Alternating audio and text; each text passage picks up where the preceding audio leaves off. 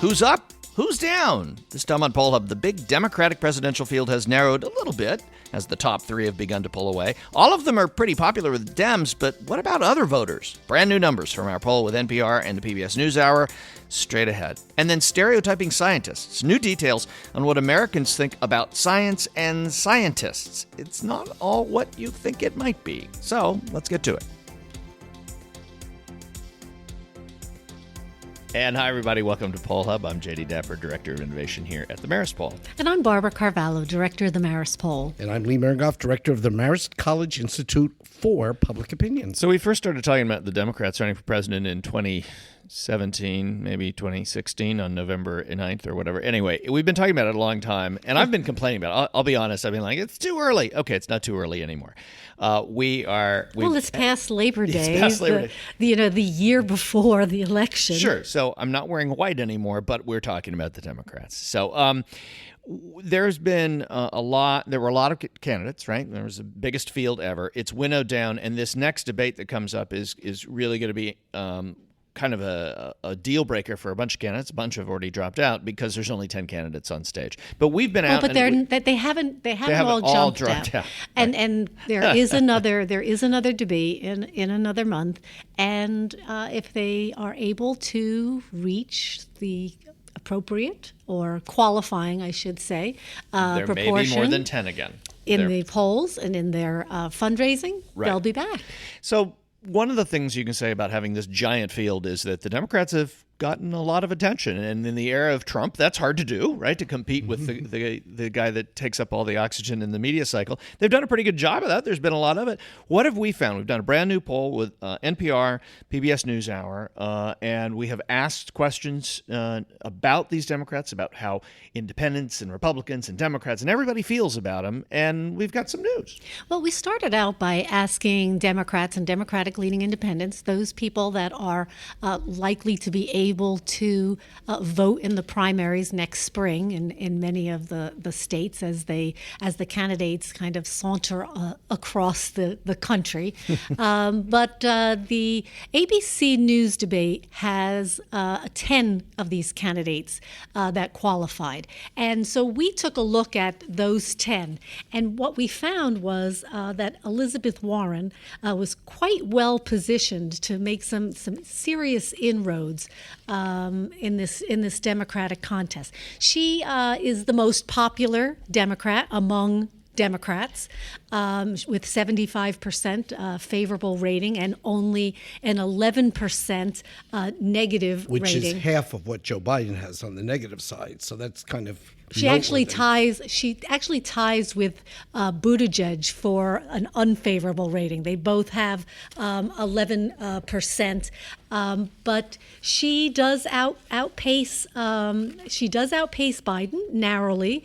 She has a favorable rating of 75%. He has a favorable rating of 71%, and then you have to go down to 52% to Pete. I'm lying. Buttigieg has a 52% favorable rating, but that scores really well and is third among these 10 Democrats because he has a net favorability. In other words, the difference between how many people like him and how many people hate him is a very wide margin. Nobody hates Pete. Come on. It's like a teddy bear, right? Very few, yeah. Only 11%.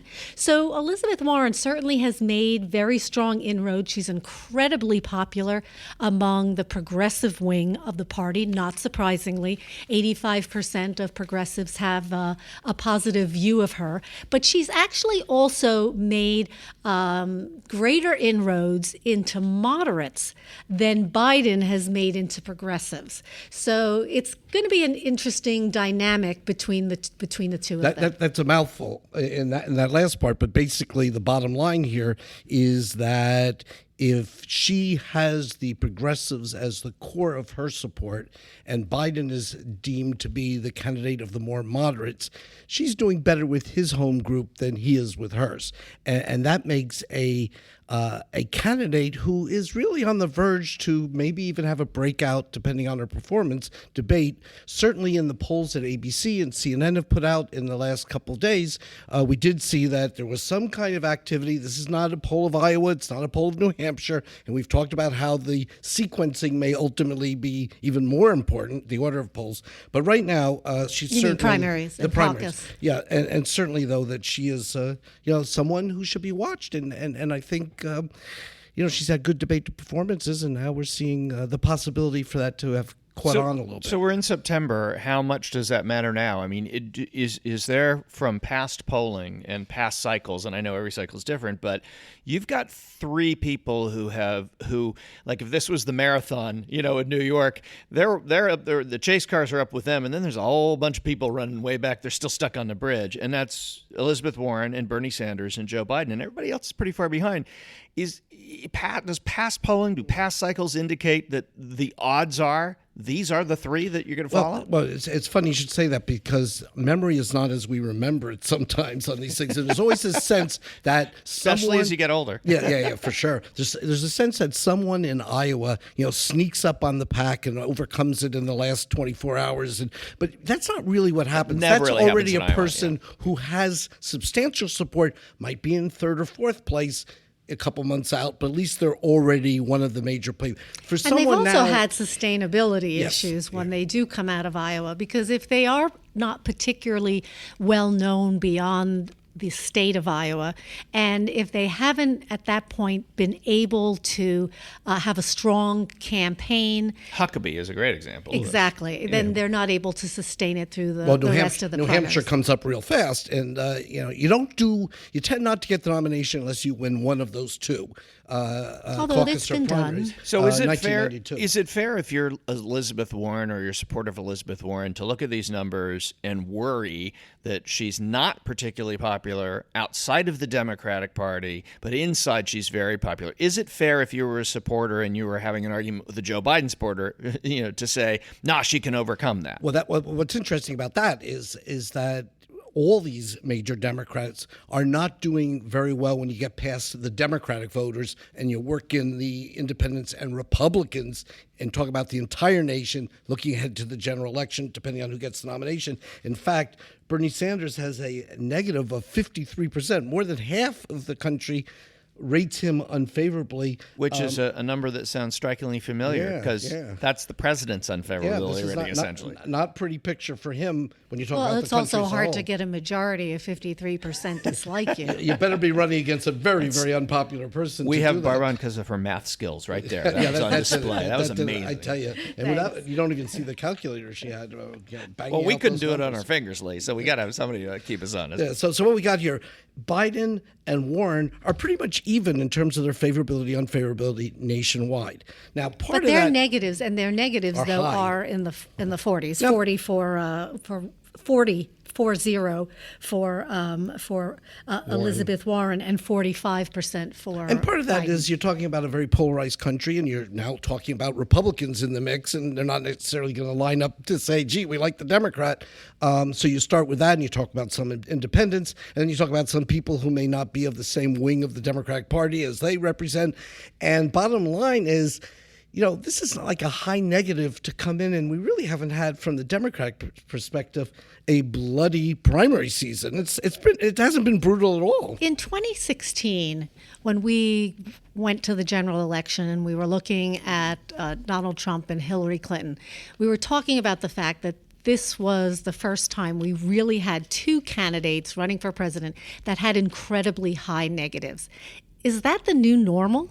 I mean, that was my question. Is when you? I mean, No, it wasn't. Is this, It was my question. Well, but I was going to ask it, but you I beat was me going to to it. ask it also because I didn't have the answer. So, I mean, I think that's a fair thing to ask, because we've talked about the lack of faith in institutions a lot here. Is this a symptom of that, in that I don't like anybody? I don't like any of these bums. I don't like Elizabeth Warren. I don't like Donald Trump. I don't like this person. I don't like any of them.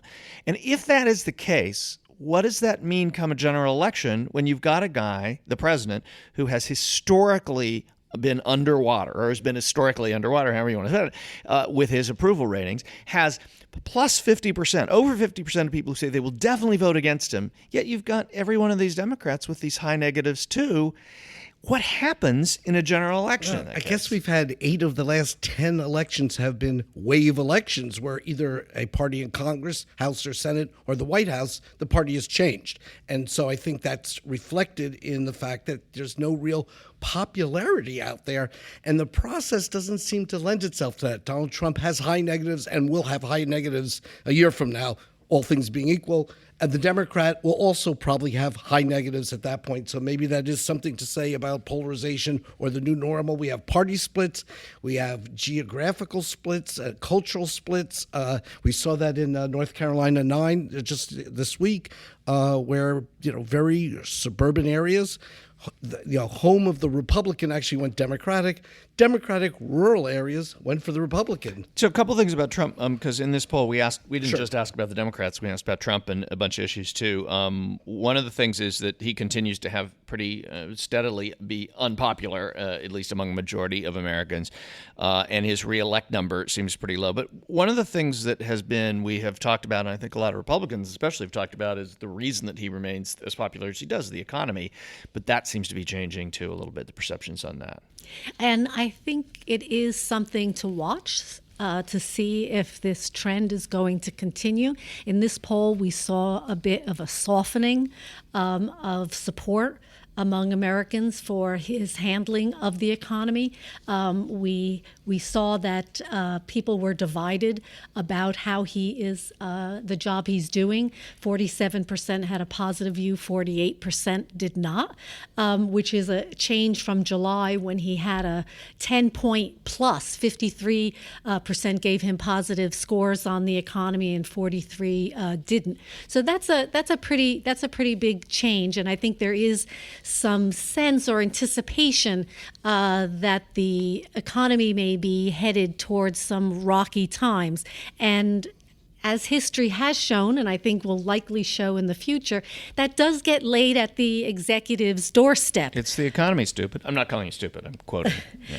So we also asked whether they thought that the policies thus far that Trump, the Trump administration has had for the economy has strengthened overall or weakened the economy overall. And again, we see that slight slippage, that slight softening in perceptions. Again, now it's divided. 47 think that the Trump administration and the president himself has strengthened the economy, and 46% believe he has weakened. In July, that was a +6. And this poll was also, those numbers were reflected in the ABC and CNN polls in terms of a possible recession, in terms of the public. President Trump called those fake polls. We ducked that. So that was. Well, we came out a day later, which was always helpful. But I mean, in terms of its approval rating, he is a notch lower. And I think it is interesting because there were so many polls out this week which did show that his approval rating, although statistically probably not changed, it had hit a new low. Yeah, and this poll also got into a very, very important issue that's been talked about and may also now get in front of the Congress again, at least to be discussed, is the whole issue of guns. And we've asked this in the past, and this is an issue. In the years of our polling, I can't recall another issue like the desire to have background checks right now that has the kind of support across the board from Democrats, independents, and a majority of Republicans. We're talking about upwards of 80% on some of these questions wanting action to restrict access to guns. And yet there's a sense, you talked about faith in institutions a few moments ago, Jay. There's a sense that there's no response here. Well, two things have happened here. One, you're right about you've talked about the large numbers. 83% of Americans think requiring background checks for gun purchases at gun shows and private sales, and that's important, that should pass. 72% think there should be a red flag law that allows people to call out someone who is armed or someone in the family who has a gun who might have mental health issues or some other reason that the authorities should be able to take the weapons away from them.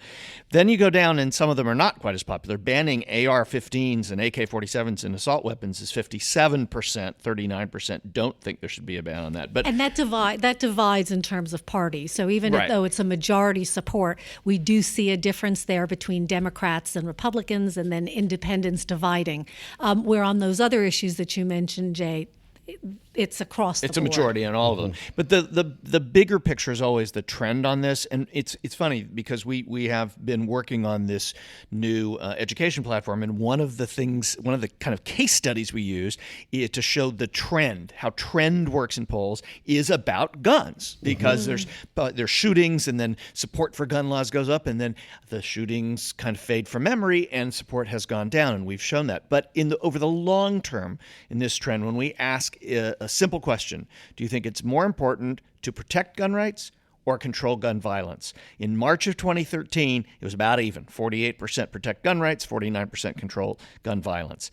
While it has ebbed and flowed a little bit, this year, February 2019, and now, September 2019, 55% support gun control, controlling gun violence, as opposed to 39% protecting gun rights. That's a shift of 14, 16, 15 points. Yeah, and the spread is a 15-point spread. And this change. is, again, it's rural America on one side, the rest of the nation on the other side, and there's also a big gender split in this and the other questions as well, with men being more likely to want to protect gun rights, women being overwhelmingly looking to control gun violence. And certainly the frequency of the events that we have seen has had an impact.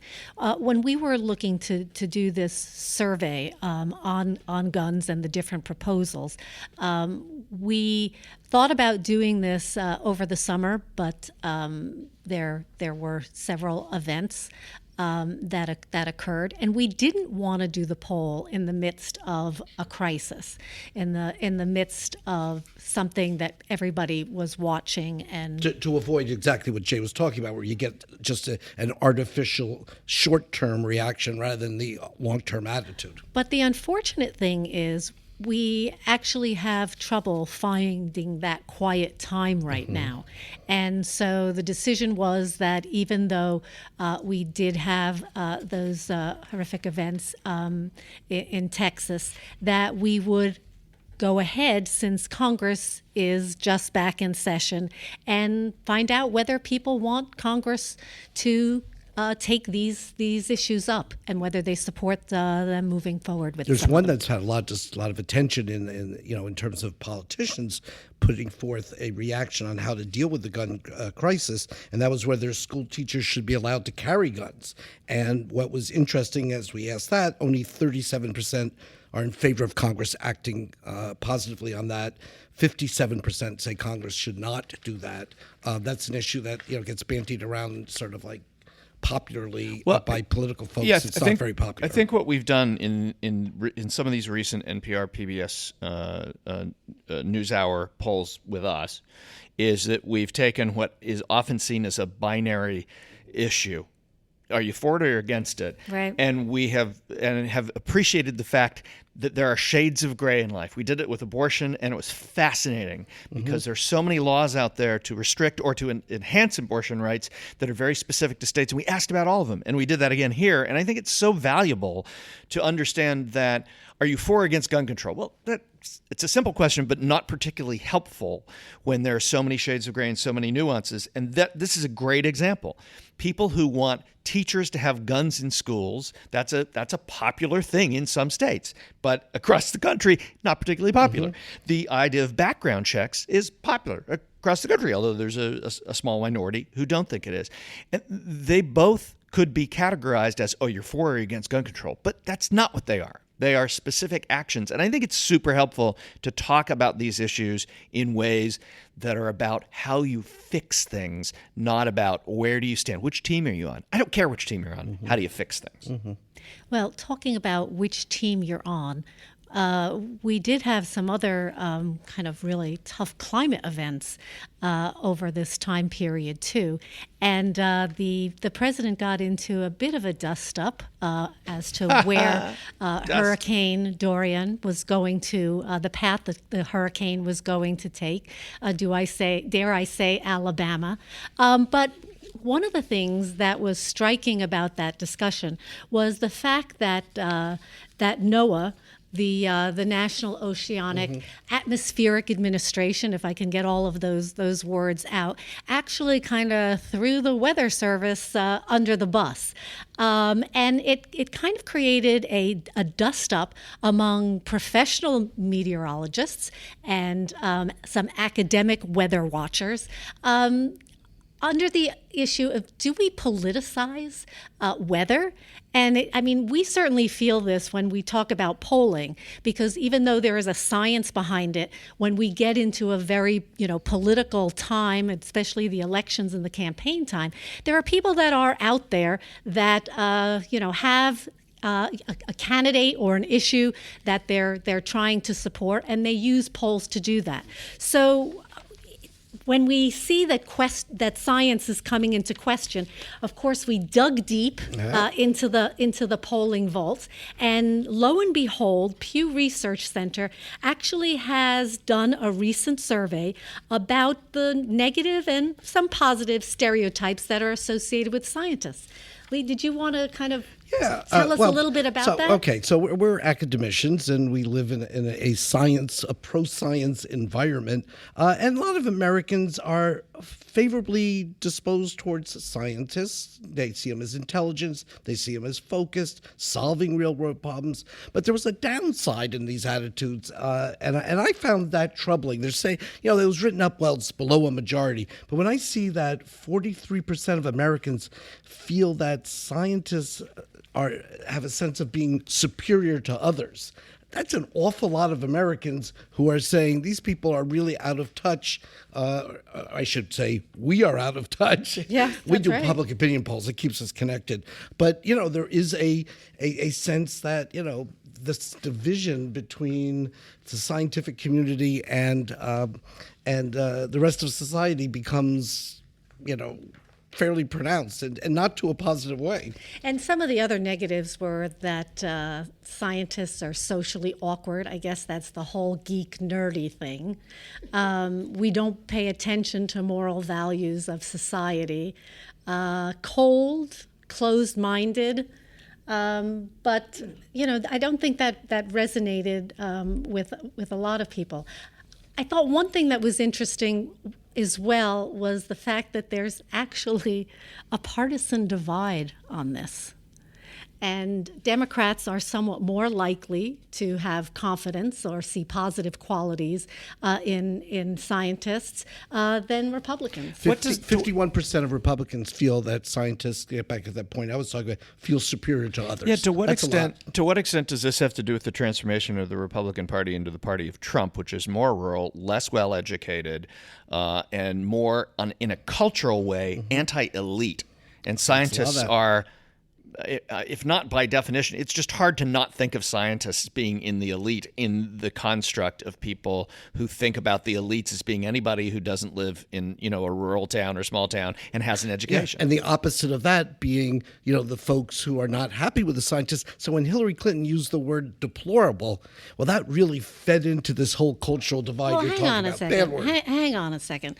Okay, Pew did find that the more knowledge that you have about science or scientists, the more favorable you are to the institution of science and to people who practice it professionally. But I don't know that it's so much about education as it is about kind of this undermining of all of our institutions and the messaging that each of these groups or tribes that we've been referring to them, get on a regular basis. So if the media is constantly being undermined, if science is constantly being questioned and undermined, I think that does have an impact. Well, when people start saying that the world is indeed flat, then I really got to start to worry again.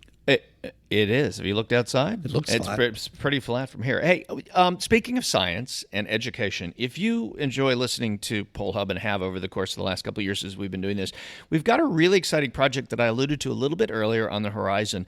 The Marist Poll Academy is a democracy-building series of online experiences, lessons, courses, whatever you want to call them, designed for people who love politics and polling. It's coming soon. We're going to have more information on it in the upcoming weeks, but we want to just tease it for you so that you'll be ready when we tell you how to get involved and how to look at it. We think it's going to be really helpful, especially as polls already have, but as polls kind of dominate political coverage in the course of this year. For better or worse. For better or for worse. So. Well said. And that does it for this edition of Poll Hub, a production of Marist Poll at Marist College in Poughkeepsie, New York. Mary Griffith, who's been saying we're getting a little long this time, so she's nodding to that. We tried to listen. Is our executive producer, and Casey Schaff is our editor. And we'd also like to thank, as always, the Roper Center Archive at Cornell University, who provides us with the ability to look back at time at survey questions and results over the decades. And you could ask any questions you want to on social media. It's the best place to reach us. We're at Marist Poll on Twitter or on Facebook. Instagram, I think we're going to actually fire up Instagram, too. That'll be very exciting. And don't forget, as you look down on the device you're listening to this, hit the subscribe button. That way, whenever a new episode of Poll Hub comes out, it'll land in your queue, as they like to call it, and you can listen in. Thanks. We'll see you next time.